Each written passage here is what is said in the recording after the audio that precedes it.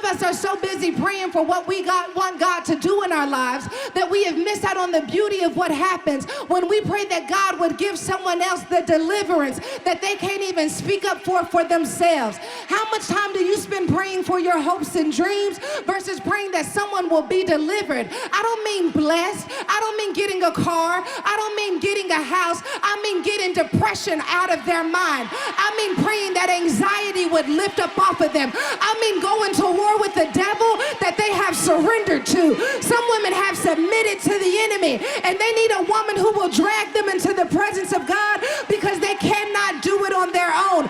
We need some women who don't mind praying, even in this room, for the spirit of addiction to lift. We need some of you have graduated. You're so free you can pray for another woman. I came here to let you know there is addiction in this room. There is shame in this room. There is depression in this room. There's suicidal thoughts even right now. The enemy tormented somebody with the idea that you could check out of here and nobody would know it. But God told me they was in the right place at the right time for a woman who's come on the other side to say there is an unauthorized threat surrounding my sister's atmosphere. And I plead, turn me up in the monitors. I plead the blood of Jesus over this woman.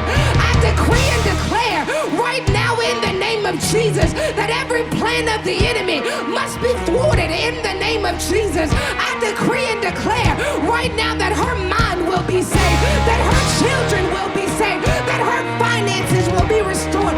Get her a mind that's in Christ Jesus. God, I decree and declare right now that the enemy's gotta let her go. I plead the blood, the blood, the blood, the blood, the blood, the blood, the blood, the blood, the blood.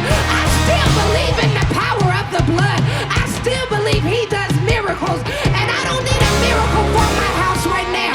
I came to drag another woman into the presence of God. No, she's not my daughter, but she's my sister. No, she's not my sister, but she's my